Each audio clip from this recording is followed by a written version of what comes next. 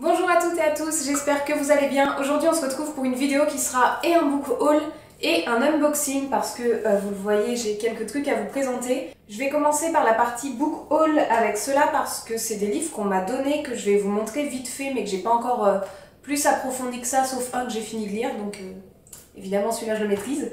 Et après on entamera l'ouverture de celui-là et de ce petit colis, ASMR Time.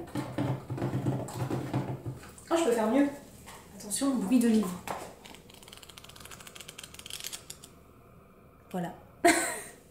On commence par ce premier livre, c'est Émotion, mode d'emploi de Christelle Petit-Colin dans les éditions Jouvence Éditions, dans la catégorie de développement personnel. Donc vous le savez, moi le développement personnel c'est quelque chose que je travaille beaucoup depuis plus d'une année et je fais beaucoup de choses en rapport avec ça, dont mon diplôme de coach en méditation qui est venu grâce à ça, mais enfin ça on en parlera plus tard dans une autre vidéo, j'ai plein de trucs à vous dire.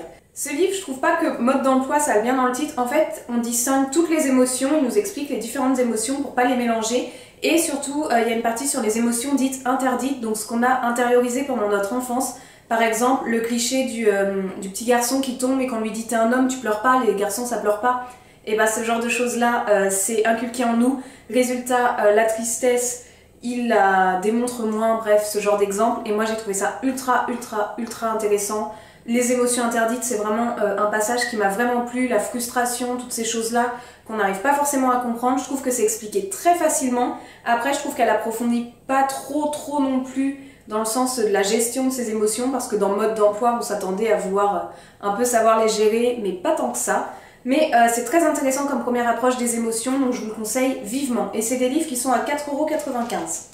J'en ai encore deux du coup qu'on m'a donné dans cette même maison d'édition à 4,95 € que j'ai pas encore lu. C'est La pratique de la communication non violente de Wayland Myers, je ne sais pas. Il me donne trop envie parce que moi la communication non violente j'essaye de l'utiliser au maximum et ce serait le feu si tout le monde utilisait cette méthode de communication. Et La force de l'amour dans la communication créative, donc là c'est une autre approche de la CNV. Hop. Donc là encore, tout ce qui est communication, ça m'intéresse, donc ça va être une prochaine lecture. Ensuite, il y avait 3 livres de poche, 3 romans, je sais pas du tout les résumer, je vous avoue que pour le moment je vais pas lire les résumés et vous en faire. Si jamais parmi ces 3-là, vous en connaissez, n'hésitez pas à me le mettre en commentaire et à me dire de quoi ça parle, si ça peut me donner envie de les lire avant les autres. Donc là, j'ai la liste de mes envies de Grégoire Delacour dans les éditions Livres de poche. Hop. L'école des saveurs de Erika Baumeister, qui est dans les éditions Livres de poche aussi. Et Quelque chose en lui de Bartleby, je ne sais pas, de Philippe Delerme dans les éditions Folio. Donc je m'attarde pas plus sur cela. Et le dernier qu'on m'a donné, du coup pour finir cette petite partie book haul, c'est Les relations homme-femme mode d'emploi, le secret pour mieux comprendre son partenaire de Sabine Leblanc. Donc vous savez que vis-à-vis de ce genre de livre, je prends beaucoup de distance. Je le prends dans le sens où ça m'intéresse de savoir les points de vue qu'ont les gens dessus et la psychologie. Effectivement, il y a une psychologie masculine et une psychologie féminine. Mais je reste... c'est comme les John Gray. Les hommes viennent de Mars et les femmes de Vénus. Je les prends pour m'informer. Après, j'en fais ce que je veux. Je dis pas que tout est bon, je dis pas que tout est mauvais. Mais ça a un but informatif et je ne suis pas à fond avec ces livres et en accord total avec ce qu'ils peuvent dire non plus, mais pour m'intéresser, pour continuer à me cultiver sur les sujets, ce livre m'a l'air intéressant aussi. On attaque l'inévitable, ce petit colis. Celui-là, je sais ce que c'est, je sais que c'est un livre, je sais que c'est un service presse d'un jeune auteur indépendant et je le trouve vachement épais quand même. Donc c'est parti, on va l'ouvrir. Hop, hop. Oh, il est énorme. C'est bon. Oh, putain, il est beau, hein. C'est Frères de Savoriure de Emmanuel Bourgoin. Hop, je vous le mets là.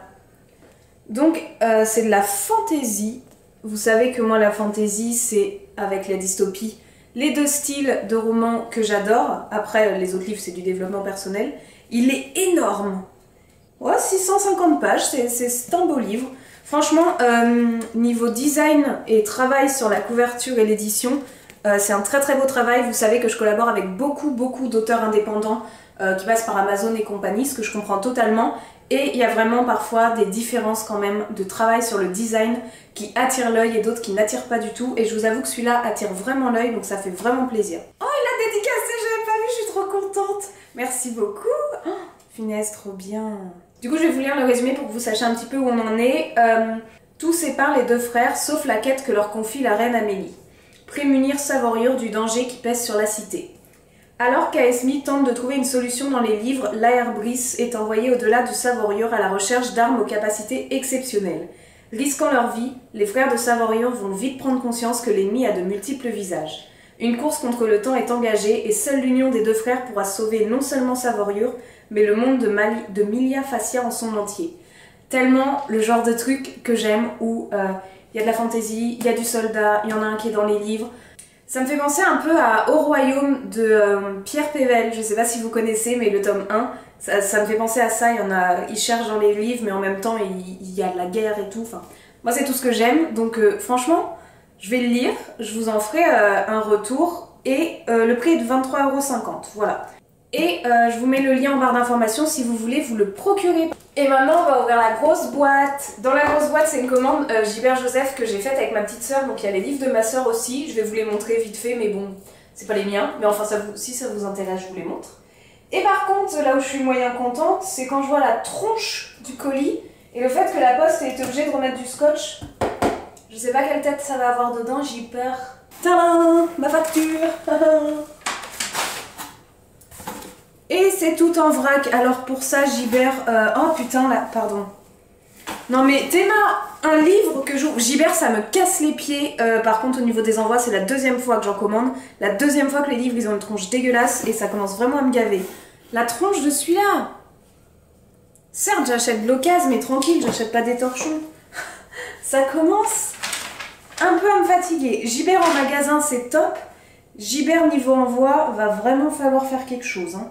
Sur cette note négative, c'est pas grave, c'est de l'occasion, on fait avec, je vais vous montrer ce qu'il y a dedans.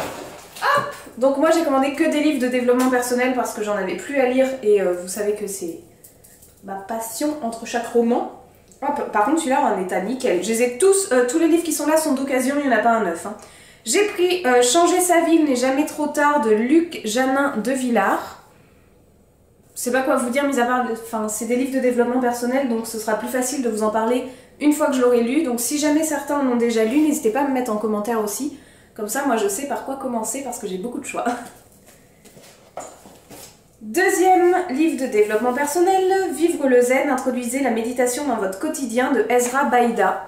Donc moi vous savez que je suis coach en méditation, mais c'est pas pour ça que je continue pas à me former dessus et à m'intéresser. Et là du coup c'est vraiment l'introduire dans son quotidien, donc ce que j'essaye de faire et de faire aussi, donc c'est une approche qui me tentait beaucoup de découvrir. Deux livres de ma petite sœur, elle a voulu... Ah non, il y en a qu'un, pardon, autant pour moi, l'autre doit être dans le fond. C'est le tome 2, oups. Elle a commencé les Naruto, du coup elle voulait faire la collection, il y en a un paquet, hein, courage, parce que sur Gibert, franchement ils étaient pas chers, donc elle avait pris le tome 1 et le tome 2, là j'ai le 2, le 1 doit être au fond de la boîte. Un autre de mes livres en développement personnel, alors hop, ça c'est une collection que j'ai beaucoup vue, c'est Poche Marabout. Et celui-là c'est Trembler mais oser, mener la vie dont vous rêvez de Suzanne Jeffers. Ça c'est un livre énorme pris par ma petite sœur qui passe son TOEIC, donc et bah de quoi le réviser comme il faut, hein. Elle en a déjà d'autres, mais notre petit tome 1 de Naruto, parce que bon, on commence par le début s'il vous plaît. Un troisième de la même de la même collection que les deux précédents, c'est Et si on choisissait d'être heureux, cultiver la joie et devenir acteur de sa vie de Dominique Chapeau. Du coup ça va être joli dans la bibliothèque ça. Hey, chouette. Le dernier de ma petite sœur, c'est Manager à l'ère digitale le e-management, parce qu'elle voudrait travailler dans le commerce international, d'où le TOEIC et le management. Et le dernier pour moi, et après c'est vide, parce que quand même, on n'a pas 100 balles non plus.